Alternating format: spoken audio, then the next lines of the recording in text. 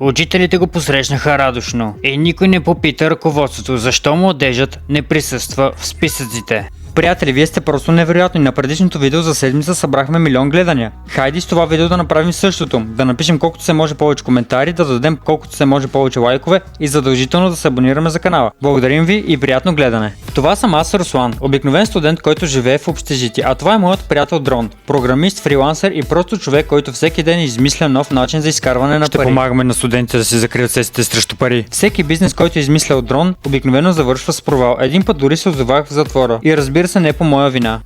Ало, бизнесмените, по-тихо! Но точно тази история започна по съвсем различен начин и то без участието на Дрон. Здрасти. Здрасти, надявам се, че не си довел Дрон с теб. Не, ти сама каза да дойда без него. Чудесно, тогава да преминем към същественото. Така, какво се е случило? Малко хора знаят, но преподавам биология в начално училище. Какво, работиш като учителка? Не точно, по-скоро минавам практика там, понеже в училище няма достатъчно учители. Добре, и защо ми казваш това? Както и да е. Помниш ли миналия път поисках помощ от теб и Дрон?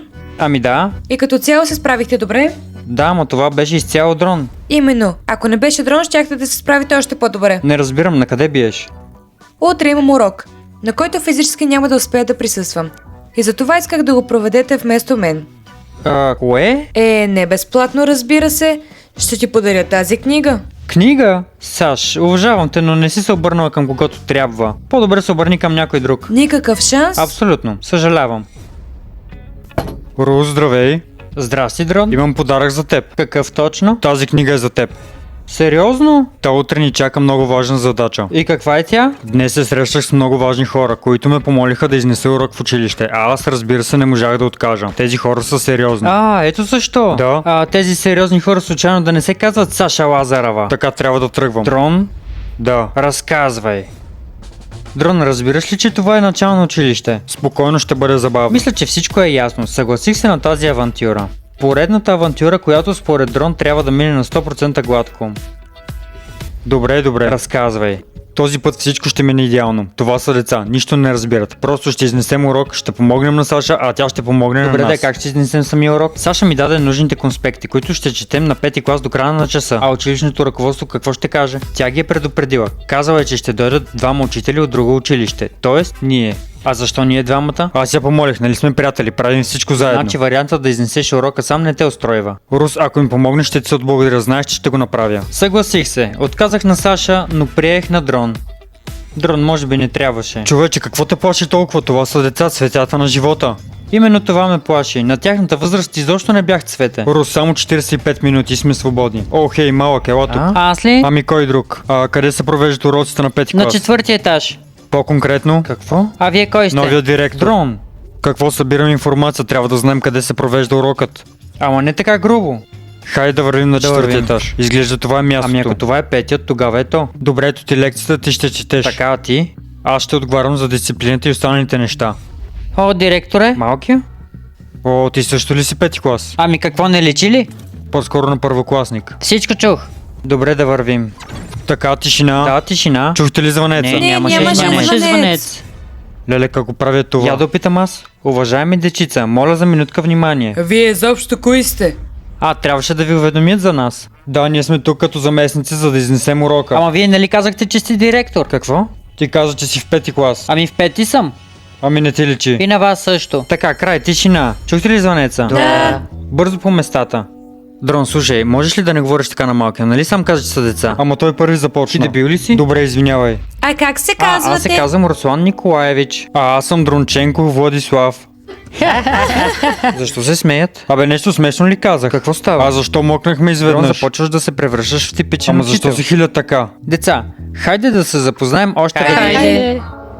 Знаете ли, че най-удивителното явление в света е човешката доброта? Абе, какви ги Поправям говориш? положението. Нас в училище така ни издобряваха. Преди да започнем урока, погледнете се ученика до себе си и му се усмихнете, а аз ще ви подаря моята усмивка. Какво правиш? Той започна пръв. Какво? Дрон! Ама той ми къса нервите, ще го залепя с текста на Успокой дъската. се, по-голям си от него с поне 8 години. И какво? Хайде да изкараме този урок и повече никога няма да го видиш. Добре, окей, съгласен съм. И така, кой ще ми каже на коя тема сте спрели?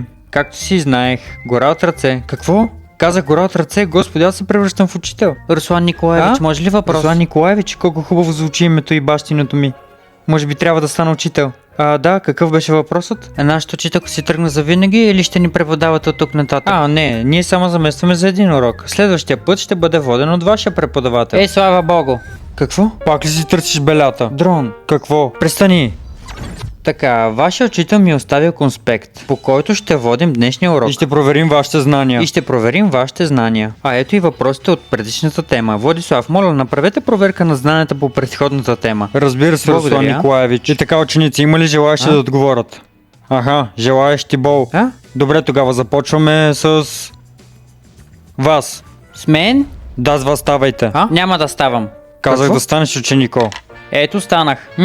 Според хипотезата за самозараждане, живот е възникнал в резултат на какво? Не знам. А кой знае?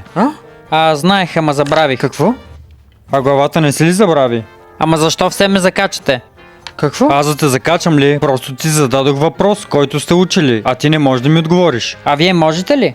Разбира се, че мога. Тогава отговаряйте. Какво? Трябва да спасяваме дрон. Така, аз не разбирам. Кой е учителят? Вие или ние? Кой ще отговори на въпрос, който Владислав зададе? Може ли Той аз? се учила? Сигурно знае нещо. Хайде отговаряй. Животът на Земята е възникнал в резултат на създаване от Свръхестествени? същества. Какви В същества? определено време. В определено време. Точно така, взимайте пример от съученика си. Свръхестествени същества? Какво? Дрон, това не е вярно. Олеле. Добре, продължаваме нататък. Макар, че никой не разбра, че е грешно, може да продължим. Защо не знаете отговора на втория въпрос? Дрон, не се изнерви. Как да не се изнервям? Как може да не знаете коя ера са се появили сухоземните растения? Не знаем. А кой знае тогава? Изобщо как се подготвяте за час? Ние не сме учили тази Не тема. сте? Не сте, те не са учили. Защо ни лъжете? Учителят ви ни каза какво сте учили и какво не. Дрон, може ли да не крещиш? Това са деца, може наистина да не са запомнили. Как може да не запомниш в коя ера са се появили първите сухоземни растения? А вие знаете ли в коя ера са се появили растенията? Какво? Писна ми от теб, дай си дневника веднага. Нямате право. Имам всички права, това е твоята раница ли? Дрон. Предупредих го. Ще се оплача. Оплаквай се на когото искаш. Искаш ли хартия да напишеш жалба? Дрон. Това твоя дневник ли е? Да. Браво! За този урок получаваш двойка. Двойка? Дрон, какво правиш? Така ще навлечем проблеми на Саша. Това хлапе трябва да бъде наказано. Сега се заемам с това. Има ли червен химикал? Да, разбира се, заповядайте. Така, провали урока по биология. Двойка. Звънец? Вече би. Чухме, не сме глухи. Можем ли да си тръгваме вече? Всички са свободни. Леле. Разтръгваме. Деца, довиждане. Желая ви приятни уроки. Довиждане. Дрон, струва ми се, че прекали с това хлапе. Следващия път ще знае да не се заяжда с по-големите. Надявам се да няма следващ път. Поне не с мен. И между другото, това беше първият път, когато всичко мина, що годе е добре. Да, така е. Саня звъни. Саша? Май иска да ни благодари. Вдигай, включи на високоговорител. Да, Саша. Вие сте идиоти. Идиоти? Защо ме изложихте така? Как така проведохме урока? Да. На кого? На 5-ти клас. Вие тук що бяхте в клас Б. Вече ми казаха всичко, а трябваше да водите урок в клас А. Сериозно ли объркахме А къде беше тогава учителя на клас Б? Дрон, леле. Дрон, честно, ти си идиот. Всеки път все повече се убеждавам в това. Какво?